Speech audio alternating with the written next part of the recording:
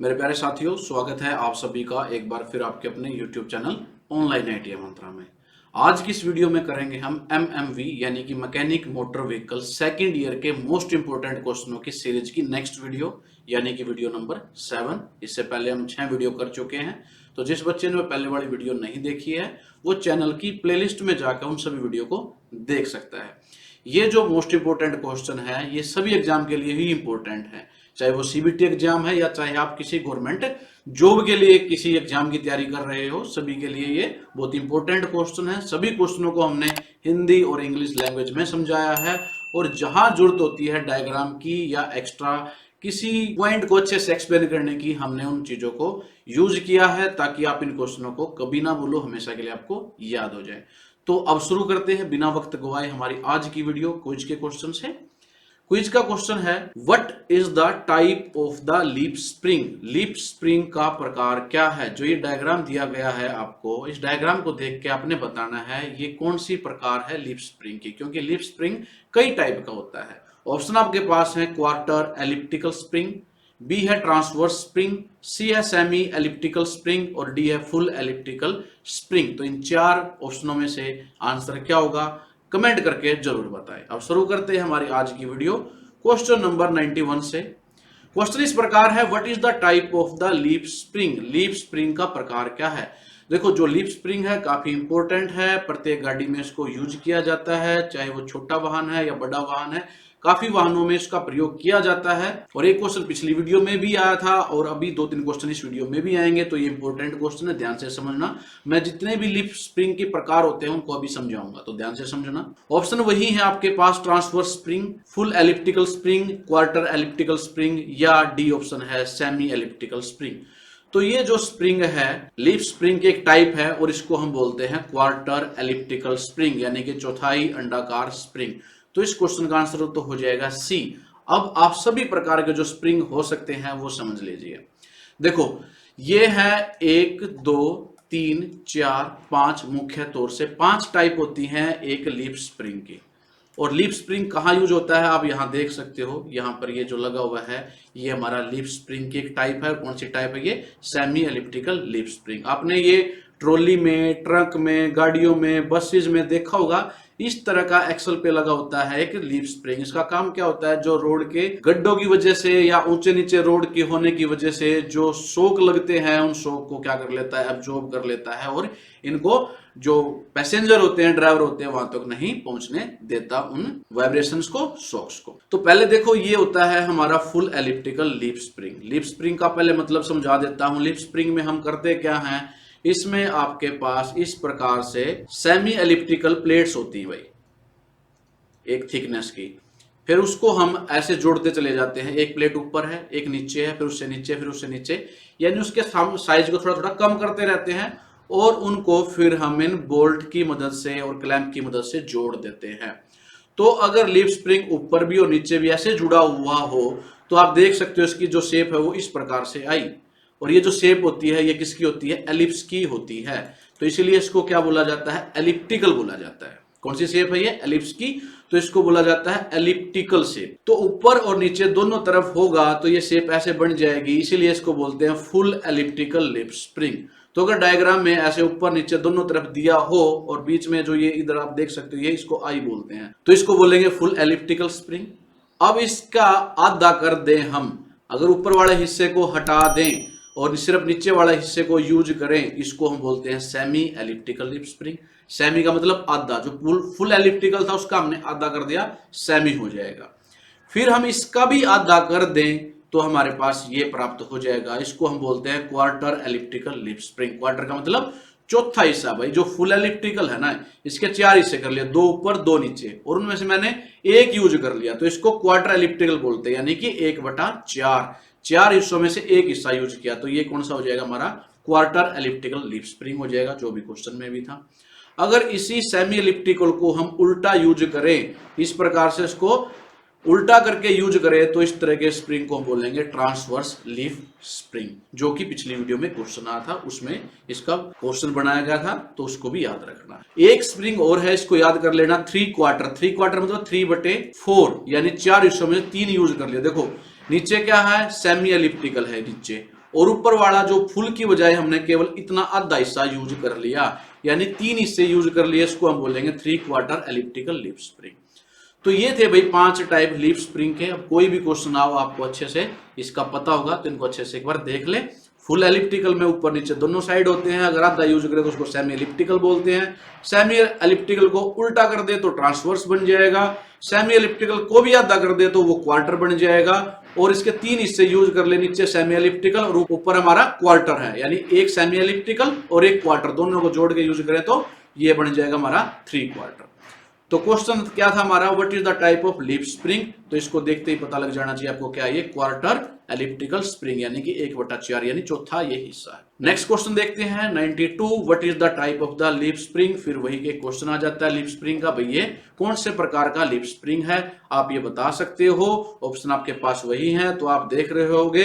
तो हमने आधा ये क्या है एलिप्टिकल यूज किया है, तो इसको हम बोलते हैं सेमी एलिप्टिकल। ऑप्शन में देख लेते हैं, ये रहा ए ऑप्शन में सेमी एलिप्टिकल यानी कि अर्ध अंडाकार स्प्रिंग। तो इस क्वेश्चन का आंसर क्या हो जाएगा हमारा ए हो जाएगा, ए पर टिक करेंगे। तो देखा आपने लीफ स्प्रिंग की जो टाइप है बहुत आसान है, देख के आप बता सकते हो। Next question 93, what is the type of the suspension system. Suspension system का प्रकार बताओ। ये जो डायग्राम है इसको देख के आपने बताना है किस तरह का सस्पेंशन सिस्टम है। देखो सस्पेंशन सिस्टम जो गाड़ियों में यूज किया जाता है, इसका भी पर्पज यही होता है, जो रोड के शॉक हैं, वाइब्रेशन है, उनको कम से कम ऊपर ट्रांसफर करना, जो हमारे व्हीकल की बॉडी है उसमें ट्रांसफर नहीं होने देता, उसको खत्म करता है, डैम्प करता है, रिड्यूस कर देता है, ताकि जो ड्राइवर है या पैसेंजर जो बैठे हैं उन तक वो वाइब्रेशन, वो नॉइज और वो शॉक्स ना जाए। तो ये काम होता है सस्पेंशन सिस्टम का। सस्पेंशन सिस्टम भी बहुत टाइप के होते हैं, जैसे 4 टाइप यहाँ ऑप्शन में दिए भी गए हैं। क्या क्या है, इंडिपेंडेंट सस्पेंशन सिस्टम यानी कि स्वतंत्र सस्पेंशन सिस्टम, बी है कन्वेंशनल सस्पेंशन सिस्टम, सी है एयर सस्पेंशन सिस्टम, डी है रबर स्प्रिंग सस्पेंशन सिस्टम। तो इसके अलावा भी कुछ होते हैं, 4 ऑप्शन आप यहां से देख सकते हो। अब डायग्राम देख के आपने बताना ये कौन सा सस्पेंशन सिस्टम है। तो इस डायग्राम को देख के आप बता सकते हो यहाँ पर क्या लगे हुए हैं, 2 सेमी एलिप्टिकल स्प्रिंग लगे हुए हैं, इधर दोनों साइड क्या लग जाएंगे, व्हील लग जाएंगे। तो जब यहाँ इस तरह का सिस्टम हो उसको हम बोलते हैं कन्वेंशनल सस्पेंशन सिस्टम, परंपरागत सस्पेंशन सिस्टम, जो एडवांस टेक्नोलॉजी आने से पहले हम यूज करते थे, स्टार्टिंग में यूज करते थे या यूज करते आए हैं, वो ये सिस्टम होता है जिसको हम बोलते हैं कन्वेंशनल सस्पेंशन सिस्टम। तो डायग्राम को देख के एक बार याद कर लो इसको हम बोलेंगे कन्वेंशनल सस्पेंशन सिस्टम। जो बाकी सिस्टम है उनके क्वेश्चन भी आएंगे, उसी टाइम समझेंगे, उसको देख के कैसे बता सकते हैं कौन सा सस्पेंशन सिस्टम है। तो ये हमारे 2 एलिप्टिकल स्प्रिंग है और ये एक दूसरे से जुड़े हुए हैं, बार से जुड़े हुए हैं, तारों से जुड़े हुए हैं, तो इसको हम बोलेंगे conventional suspension system. Next question हमारा 94, what is the type of the suspension system spring. ये सस्पेंशन सिस्टम का स्प्रिंग दिखाएगा, ये जो डायग्राम है ये आपको क्वेश्चन में दिया होगा, इसको देख के बताना है ये कौन से सस्पेंशन सिस्टम स्प्रिंग है। ऑप्शन आपके पास है मोनोलीफ स्प्रिंग, बी है फाइबर कंपोजिट स्प्रिंग, सी है मल्टीपल लीफ स्प्रिंग और सी है हमारा कोइल स्प्रिंग। देखो सस्पेंशन सिस्टम में स्प्रिंग यूज किया जाता है डैम्पन करने के लिए वाइब्रेशन को और शॉक्स को, तो वो भी अलग अलग टाइप के होते हैं भाई। इस डायग्राम में जो दिया गया इसकी आपने टाइप बतानी है। तो इसको हम बोलते हैं फाइबर कंपोजिट स्प्रिंग। ये कौन सा हमारा फाइबर कंपोजिट स्प्रिंग, यानी कि हम इसमें फाइबर यूज करते हैं किसके साथ, एक दूसरे किसी मटेरियल के साथ उसको मिला के यूज करते हैं। इसका फायदा क्या होता है, इससे एक तो जो हम परंपरागत यूज करते थे स्टील, उसकी तरह इसमें जंग लगने का खतरा नहीं होता और ये वेट में भी बहुत हल्का हो जाता है, इसलिए इसको यूज किया जाता है। और देखने में देखो डायग्राम, इसका ओरिजिनल डायग्राम भी मैंने आपको समझाने के लिए लिया है, इस प्रकार से दिखता है। ये भी एक स्प्रिंग ही है और बना हुआ ये फाइबर कंपोजिट मटेरियल का बना हुआ है, इसलिए इसको बोलते हैं फाइबर कंपोजिट स्प्रिंग। तो इस क्वेश्चन का आंसर क्या हो जाएगा हमारा, बी हो जाएगा, बी पर टिक करेंगे। नेक्स्ट क्वेश्चन हमारा 95, what is the name of the angle marked as X in the steering system. Steering system में एक्स के रूप में चिन्हित कोण का नाम बताओ। ये स्टीयरिंग सिस्टम का डायग्राम दिया गया है, यहाँ पर ये एक्स कोण है, इसका आपने नाम बताना है, इसको क्या कहते हैं। ऑप्शन आपके पास है कैम्बर एंगल, बी है कास्टर एंगल, सी है थ्रस्ट एंगल और डी है इंक्लूडेड एंगल। तो ये जो एंगल बनाया हुआ है ये ऐसे यहाँ बना हुआ है, इसको हम बोलते हैं थ्रस्ट एंगल। याद रखना भाई, इसको क्या बोलते हैं, थ्रस्ट एंगल बोलते हैं। सी पर टिक करेंगे। अब इसको गहराई से समझ लेते हैं कैसे। देखो ये मैंने समझाने के लिए आपको एक डायग्राम लिया है, ये हमारे जो व्हील है फ्रंट व्हील है और ये हमारे रियर व्हील है। तो ये जो एंगल होता है थ्रस्ट एंगल, क्या होता है, thrust angle refer the angle between the vehicle centre line. देखो ये व्हीकल की सेंटर लाइन है, जो रेड कलर की जो लाइन है ये क्या है, व्हीकल की बिल्कुल सेंटर लाइन है, सेंटर में से पास करते एक लाइन खींचते हैं। And the imaginary line drawn perpendicular to the rear axle, और जो रियर एक्सल है ये हमारा इस यहाँ इसके परपेंडिकुलर एक लाइन खींचते हैं भाई। ये जो यहाँ ये लाइन है ये इसके परपेंडिकुलर है, और आप देख सकते हो ये जो रियर एक्सल है हमारे फ्रंट एक्सल के बिल्कुल पैरेलल नहीं है। पैरेलल होता तो ये लाइन हमारी बिल्कुल इस सेंटर लाइन के ऊपर को जाती, तो ये इसके पैरेलल नहीं है, तो ऐसे लाइन गई हुई है।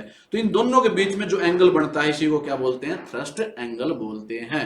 तो the angle between vehicle centre line and the imaginary line drawn perpendicular to the rear axle center line indicating if the rear axle is parallel to the front axle or not। ये बताता है कि जो rear axle है front axle के parallel है या नहीं है।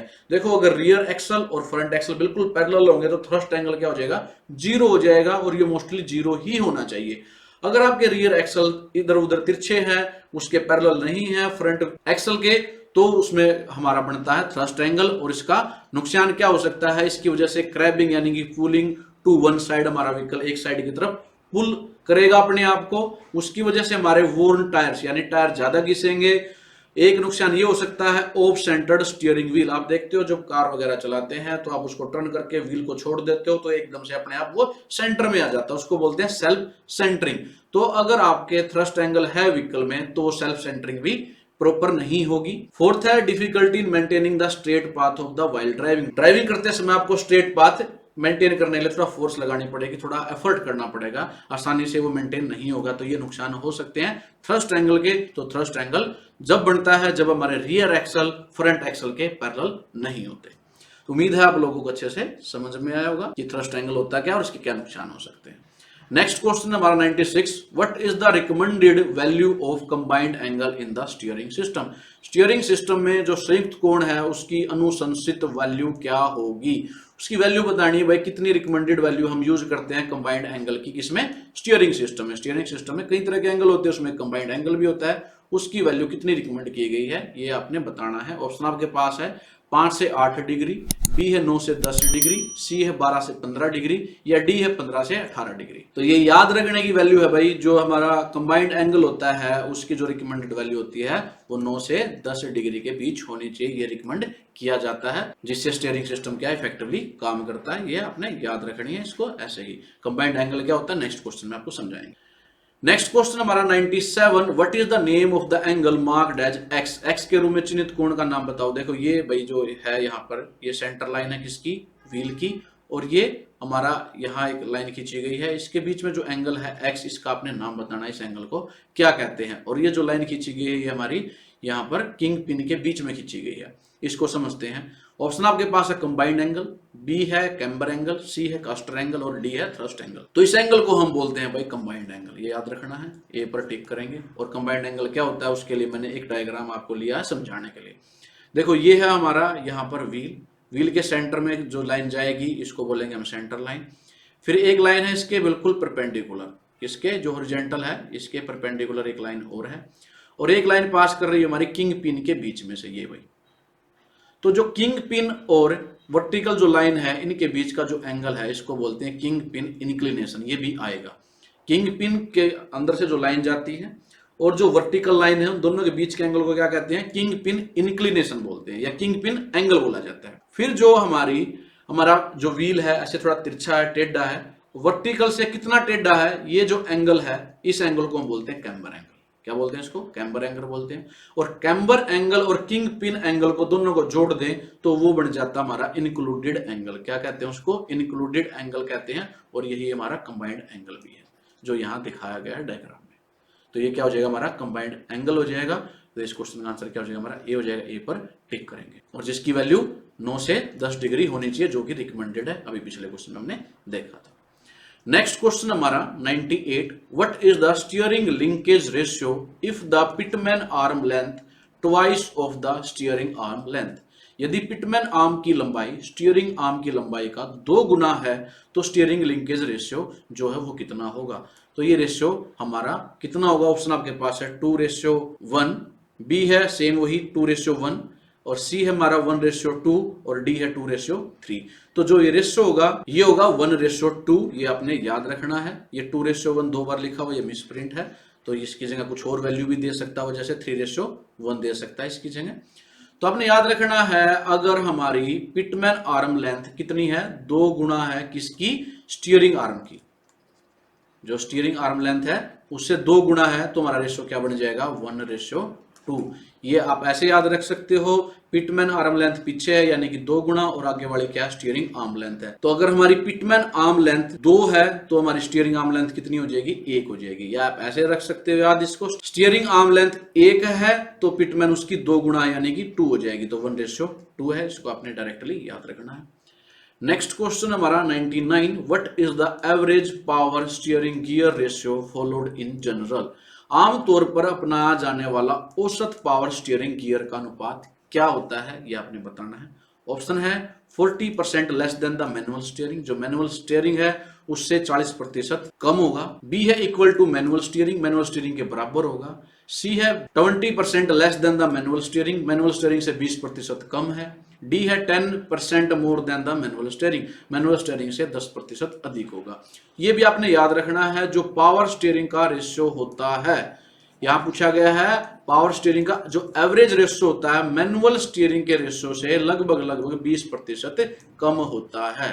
भाई आप जब पहले जब पावर स्टीयरिंग नहीं होते थे, पहले मैनुअल स्टीयरिंग होते थे जिसमें थोड़ा ज्यादा फोर्स लगानी पड़ती थी व्हीकल को मूव करने के लिए, टर्न करने के लिए। उसके बाद हम पावर स्टीयरिंग यूज करने लगे, तो जो पावर स्टीयरिंग का गियर रेशियो है वो एवरेज उसकी वैल्यू की बात करें तो वो मैनुअल स्टीयरिंग से कितने परसेंट कम है, लगभग 20% कम होता है। ये भी आपने याद रखना है। इस क्वेश्चन का आंसर क्या हो जाएगा, सी हो जाएगा।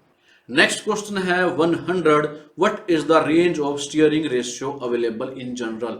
सामान्यतः स्टीयरिंग अनुपात की सीमा क्या है, भाई जो स्टीयरिंग रेशियो है जनरली हम कितना यूज करते हैं या कितना अवेलेबल है। ऑप्शन आपके पास है 8:2 से लेकर 22:2 तक। बी ऑप्शन है 11:2 से लेकर 22:2 तक। सी ऑप्शन है 11:1 से लेकर 24:1 तक। या डी ऑप्शन है 10:1 से लेकर 18:1 तक। तो ये भी भैया आपने डायरेक्टली ही याद रखना पड़ेगा, एक वैल्यू ही है। इस क्वेश्चन का आंसर सी है। जो जनरल वैल्यू होती है स्टीयरिंग रेशियो की वो कितनी है, 11:1 से लेकर 24:1 तक। होती क्या है इसको भी समझ लो। This mean that every 1 degree of the wheel movement the steering wheel turn anywhere from 11 to 24 degree. इसका मतलब ये है कि अगर हम 1 डिग्री व्हील में मूवमेंट करते हैं तो स्टीयरिंग जो व्हील है वो 11 से लेकर 24 डिग्री उसमें मूवमेंट होगी, यानी कि उसकी वैल्यू 11 से लेकर 24 डिग्री के बीच में कुछ भी हो सकती है। वो जो भी हम रेशियो उस टाइम पे यूज करेंगे उस पर डिपेंड करता है। तो याद रखना जो स्टीयरिंग रेशियो है जनरली वो 11:1 से लेकर 24:1 तक के बीच में अवेलेबल होता है। यानी 1 डिग्री हम व्हील मूवमेंट करेंगे तो व्हील जो स्टीयरिंग व्हील कितना टर्न करेगा, 11 डिग्री से लेकर 24 डिग्री के बीच में। नेक्स्ट क्वेश्चन है हमारा 101, what is the name of the angle marked as the X. X के रूप में चिन्हित जो कोण है उसका आपने नाम बताना। भाई ये एंगल यहां से लेकर यहां तक जो है उसके बीच में ये आपने बताना इसका नाम क्या है। ये हालांकि हम पिछले क्वेश्चन में समझ चुके हैं जहां पर हमने इंक्लूडेड एंगल, कंबाइंड एंगल समझा था। ऑप्शन आपके पास वही है, कैम्बर एंगल, बी है कास्टर एंगल, सी है king pin inclination angle, D है इंक्लूडेड एंगल। तो जो ये एंगल था हमारा किसके साथ, जो ये वर्टिकल लाइन खींची हुई है 90 डिग्री पे हॉरिजॉन्टल के साथ, और एक लाइन गई हुई है हमारी, ये हमारी किंग पिन है भाई, या हम इसको बॉल ज्वाइंट भी कह सकते हैं। क्या ये बॉल ज्वाइंट है, इनके बीच से एक लाइन गई हुई है, ये जो लाइन है इसके बीच में जो एंगल होता है इसको हम क्या बोलते हैं, किंग पिन इंक्लिनेशन। क्वेश्चन का आंसर क्या हो जाएगा, सी हो जाएगा। और टोटल एंगल की बात करें यहां से लेकर यहां तक, ये हमारा होता है इंक्लूडेड एंगल होता है। और अगर सिर्फ इतने एंगल की बात करें तो ये हमारा कैम्बर एंगल होता है, ये हम डिस्कस कर चुके। नेक्स्ट क्वेश्चन हमारा 102, what is the name of the angle influence of wheel alignment. पहिया संरेखण को प्रभावित करने वाला कौन सा है उसका नाम आपने बताना। व्हील अलाइनमेंट कराते हैं हम, जो भी अगर कार वगैरह आप यूज करते हैं तो उसमें व्हील अलाइनमेंट की जरूरत पड़ती है कुछ किलोमीटर चलने के बाद। तो उस व्हील अलाइनमेंट में एक मुख्य कोण होता है और ये डायग्राम में भी दिखाया गया है, इसका आपने नाम बताना है ये क्या होगा। ऑप्शन आपके पास है camber angle, king pin inclination angle, caster angle या इंक्लूडेड एंगल। देखो इंक्लूडेड एंगल आप देख चुके, ये भी नहीं होगा। Camber angle and king pin inclination angle भी आप देख चुके, ये भी नहीं होगा। तो एक ही ऑप्शन बचती है, क्या होता है, कास्टर एंगल। ये क्या है भाई, कास्टर एंगल है जो कि व्हील अलाइनमेंट को काफी इन्फ्लुएंस करता, प्रभावित करता है। तो इस क्वेश्चन का आंसर क्या हो जाएगा, सी हो जाएगा। नेक्स्ट क्वेश्चन हमारा 103, what is the name of the part marked as X in the suspension system. Suspension system में एक्स के रूप में चिन्हित भाग का नाम बताओ। ये जो भाई सस्पेंशन सिस्टम आपको दिया गया है, या देख सकते हो यहाँ पर लीफ स्प्रिंग यूज किया गया है। और ये जो पार्ट है इसका अपने नाम बताना है। ऑप्शन आपके पास है चेसिस फ्रेम, बी है हेल्पिंग स्प्रिंग, सी है रबर बफर और डी है हमारा ब्रैकेट्स। तो ये जो पार्ट दिखाया गया है ये हमारा रबर बफर। इस क्वेश्चन का आंसर क्या हो जाएगा? सी हो जाएगा, आपने याद रखना है। और इसका काम क्या होता है? ये हमारा एक तरह से शॉक एब्जॉर्बिंग कंपोनेंट है और इसका डिजाइन इसीलिए किया गया है ताकि जो फोर्सेज का इंपैक्ट है, वाइब्रेशन है, नॉइस है, वो उनका इंपैक्ट क्या हो, कम से कम हो ड्राइवर पे या पैसेंजर पर। तो इसका नाम है रबर बफर, इसको याद रखना है। नेक्स्ट क्वेश्चन है हमारा 104, what is the type of the independent suspension system? स्वतंत्र सस्पेंशन प्रणाली का प्रकार क्या है? देखो पहले समझते हैं इंडिपेंडेंट सस्पेंशन सिस्टम क्या होता है। इंडिपेंडेंट सस्पेंशन सिस्टम में जो हमारे दोनों पहिए होते हैं वो इंडिपेंडेंट होते हैं, स्वतंत्र होते हैं। यानी कि अगर एक व्हील पे गड्ढा आ जाए तो जरूरी नहीं कि दूसरा भी ऊपर नीचे होगा। पहले हमारी एक्सल सेम होती थी, अटैच होती थी, रिजिड होती थी, तो एक पे अगर झटका लगता था दूसरा व्हील भी ऊपर नीचे होता था। लेकिन जो इंडिपेंडेंट सस्पेंशन सिस्टम, उसमें दोनों व्हील क्या इंडिपेंडेंटली मूव करते हैं, वो स्वतंत्र होते हैं, एक दूसरे पर डिपेंड नहीं करते। उसको बोलते हैं इंडिपेंडेंट सस्पेंशन सिस्टम। अब ये भी बहुत सारे तरह का टाइप इसके अलग अलग होती हैं।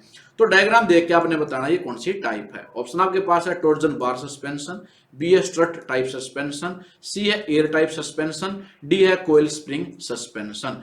तो इसके अलग अलग टाइप जब आएंगे, डायग्राम देख के कैसे पता करते हैं वो समझाएंगे। अभी इसमें जो डायग्राम में दिया गया यहां से देखना भाई आपने, यहाँ क्या लगे हुए हैं? यहाँ लगे हुए हैं कोयल स्प्रिंग। कौन से स्प्रिंग लगे हुए हैं? कोयल स्प्रिंग लगे हुए हैं। तो इसको हम क्या बोलेंगे? कोयल स्प्रिंग सस्पेंशन सिस्टम है। तो ये इंडिपेंडेंट सस्पेंशन सिस्टम की कौन सी टाइप है? Coil spring suspension. तो इस क्वेश्चन का आंसर क्या हो जाएगा? डी हो जाएगा।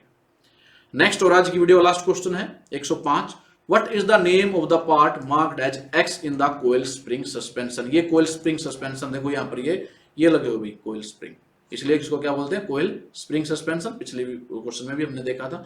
लेकिन इसमें यहां पर एक बार है, इस बार का भी आपने नाम बताना। ये वाली ये जो पार्ट है डायग्राम में इसको एक्स लिखा हुआ है, इसका नाम आपने बताना। ऑप्शन आपके पास है टॉर्जन बार है, बी है स्टेबिलाईजर बार है, सी है कंट्रोल आर्म, या D coil spring. Coil spring तो बिल्कुल ही नहीं है, तो साइड में आपने अलग से देख सकते हो।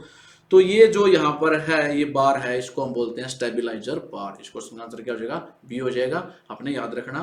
और जो स्टेबिलाईजर बार है इसको also known as the anti roll bar, इसको एंटी रोल बार भी कहते हैं। क्यों?